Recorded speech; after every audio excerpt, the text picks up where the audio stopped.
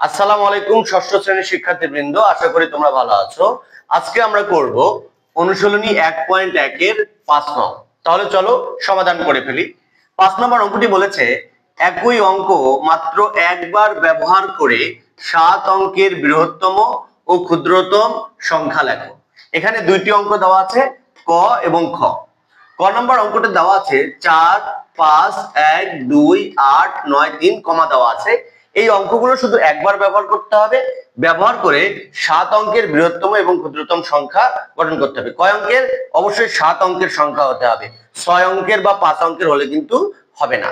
তো ক নাম্বারটা যদি আমরা সমাধান করি, আমরা এখানে কিন্তু কথাটা আগে লিখে নেব। তোমরা অঙ্ক করার সময় কথাটা লিখে নিও যে একই অঙ্ক মাত্র একবার ব্যবহার করে 7 অঙ্কের বৃহত্তম সংখ্যা গঠন করা হলো। বৃহত্তম সংখ্যা, তো বৃহত্তম সংখ্যাটা কি? তোমরা বড় থেকে ছোট নির্বাচন করলে সেটা বৃহত্তম সংখ্যা হয়ে যাবে। তো এই অঙ্কগুলোর সবচেয়ে বড় অঙ্ক কোনটা? এই অঙ্কগুলোর সবচেয়ে বড় অঙ্ক হলো 9। তাহলে আমরা যদি এখানে লিখি যে বৃহত্তম অঙ্ক, আমি এখানে লিখে দিলাম যে আমি এখানে লিখে দিলাম বৃহত্তম সংখ্যা। এবার আমি সবচেয়ে বড় অঙ্কটা আগে লিখবো 9। বড় অঙ্ক লেখার পরে আমরা ওই যে প্রতীক চিহ্ন ব্যবহার করব। বড় অঙ্কের প্রতীক চিহ্ন কোনটা? এটা হচ্ছে এটা 9। 9 এর পরে কত? 8। 9 এর পরে একটু ছোট হলো 8। এবার 8 এর পরে একটু ছোট কি 7? এখানে 7 আছে কিনা? না, 7 নেই।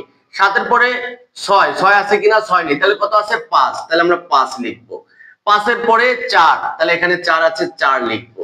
4 এর পরে কত? 3, এখানে 3 আছে, তাহলে আমরা 3 লিখবো। 3 এর পরে কত? 3 এর পরে হলো 3 এর পরে 2, এখানে 2 আছে, আমরা 2 লিখবো। 2 এর পরে কত? 1, এখানে 1 আছে, আমরা 1 লিখবো। তো সুতরাং আমাদের কি হবে?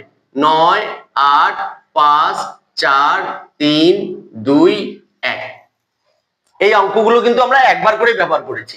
একবার করে ব্যবহার করে আমরা বৃহত্তম সংখ্যা গঠন করে ফেলেছি। এবার বৃহত্তম সংখ্যা যখন গঠন করব, তখন ক্ষুদ্রতম সংখ্যা গঠন করা খুব সহজ। সেটা কি করতে হবে? উল্টা দিতে হবে। তাহলে আমরা লিখবো সুতরাং ক্ষুদ্রতম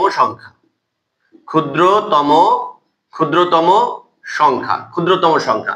এই সংখ্যাগুলোকে আমরা কি করব? উল্টায় দেব, এবং চিহ্নটাকেও আমরা উল্টায় দেব। তো প্রথমে আমরা 1 লিখবো, চিহ্ন এভাবে দিব। তারপরে 2 আছে, 2 লিখবো, চিহ্ন এভাবে দিব। 3 আছে, এভাবে দিব। তারপরে 4 এভাবে দিব। 5 চিহ্ন এভাবে দিব। 5 এর পরে 8, তারপরে চিহ্ন এভাবে দিয়ে 9 দিয়ে দিব। তাহলে এটা কি হচ্ছে? 1, 2, 3, 4, 5, 8, 9। তাহলে এই অঙ্কগুলো আমরা একবার ব্যবহার করলাম এবং 7 অঙ্কের বৃহত্তম এবং ক্ষুদ্রতম সংখ্যা গঠন করে ফেললাম। ও 7 অঙ্কের, তাহলে গুনি দেখি 7টা হয়েছে কিনা। 1, 2, 3, 4, 5, 6, 7। 1, 2, 3, 4, 5, 6, 7।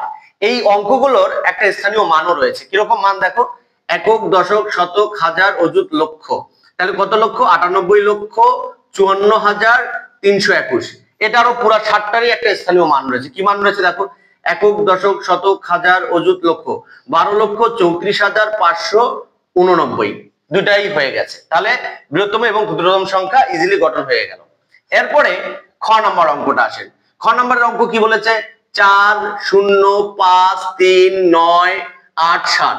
এই অঙ্কগুলো একবার ব্যবহার করে বৃহত্তম সংখ্যা গঠন করতে হবে এবং ক্ষুদ্রতম সংখ্যা গঠন করতে হবে।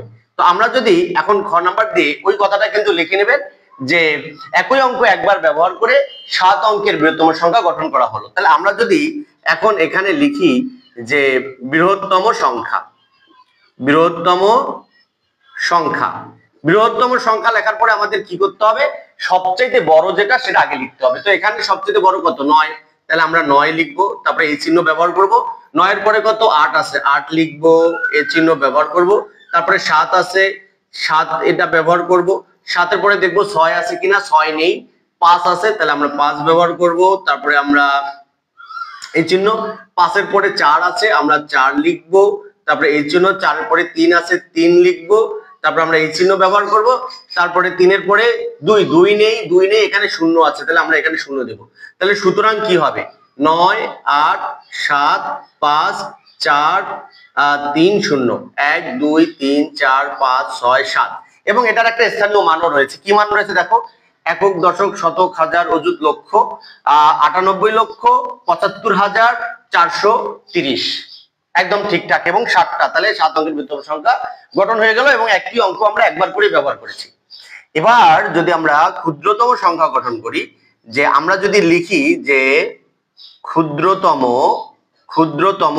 সংখ্যা, তো ক্ষুদ্রতম সংখ্যা এখন আমরা কি করব, এটাকে উল্টায়া দেব।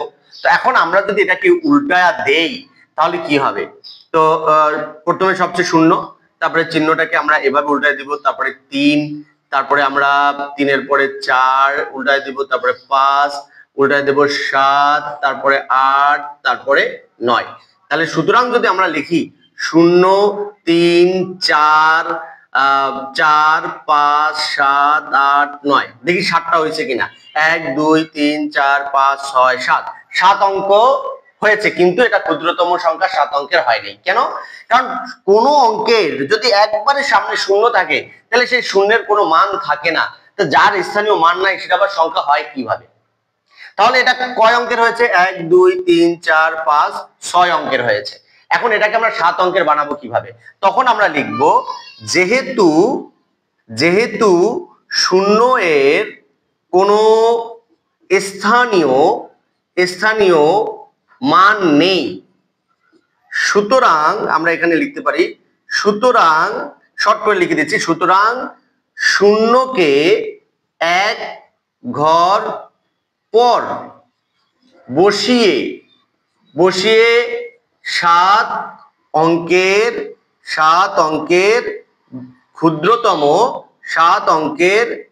ক্ষুদ্রতম সংখ্যা গঠন করি। তাহলে 7 অঙ্কের ক্ষুদ্রতম সংখ্যা কি হবে? এই 3-এর পরে 0 বসায় দিতে হবে। 3 0 4 5 7 8 9। এখন দেখো এটার কিন্তু একটা স্থানীয় মান আছে, একক দশক শতক হাজার অযুত লক্ষ 30,45,789।